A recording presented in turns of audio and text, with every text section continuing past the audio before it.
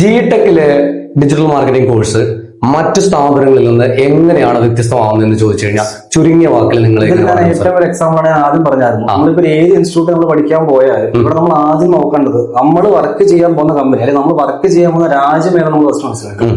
എല്ലാ രാജ്യത്തും അതിൻ്റെതായിട്ടുള്ള മാർക്കറ്റിംഗ് സ്റ്റാൻഡേർഡ്സ് ഉണ്ട്. എല്ലാ രാജ്യത്തും നമ്മൾ ഒരു ബിസിനസ് സ്റ്റാർട്ട് ചെയ്യുവാണെങ്കിൽ തന്നെ സ്വന്തമായിട്ട് സ്റ്റാർട്ട് ചെയ്യുവാണെങ്കിലും ഒരു കമ്പനി നമ്മൾ വർക്ക് ചെയ്യാൻ പോവാണെന്നുണ്ടെങ്കിലും അവിടെ നമ്മൾ മാർക്കറ്റ് ചെയ്യുന്ന രീതി എന്തായിരിക്കും, ഡിഫറെന്റ് ആയിരിക്കും. അപ്പം ഇവിടെ എങ്ങനെ മാർക്കറ്റ് ചെയ്യാം, എന്തൊക്കെ യൂസ് ആക്കണം, ഓരോ ബിസിനസ്സിനും ഓരോ മാർക്കറ്റിംഗ് സ്ട്രാറ്റജി ആയതുകൊണ്ട് തന്നെ ഇത് എങ്ങനെ ഇംപ്ലിമെന്റ് ചെയ്യണമെന്ന് കൃത്യമായിട്ട് ഞാൻ എന്ത് ചെയ്യുന്നുണ്ട്, പഠിപ്പിക്കുന്നുണ്ട്. ഇത് ഏറ്റവും വലിയ എക്സാമ്പിൾ ഉദാഹരണം പറയാൻ പറ്റുന്നത് ഞാൻ ഓൾറെഡി പറഞ്ഞായിരുന്നു. ഞാൻ 8 രാജ്യത്താണെന്നുണ്ടെങ്കിൽ ബിസിനസ് ഉള്ള ഒരു കമ്പനിയിലായിട്ട് വർക്ക് ചെയ്തത്.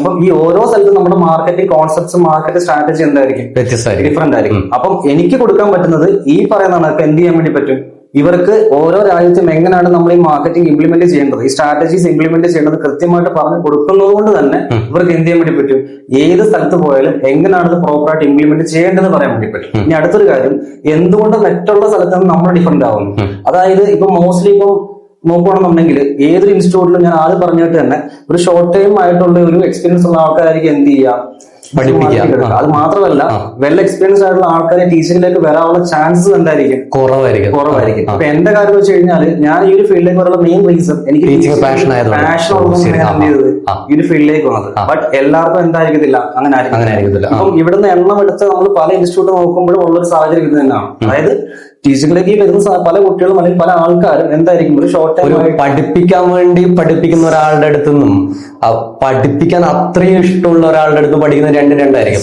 അത് തന്നെയാണ് നിങ്ങൾ പറഞ്ഞത്. അത് തന്നെയാണ് ജിടെക് കാസർഗോഡിലെ ഡിജിറ്റൽ മാർക്കറ്റിംഗ് കോഴ്സിനെ വ്യത്യസ്തമാക്കുന്നത് നമുക്ക് പറയാം.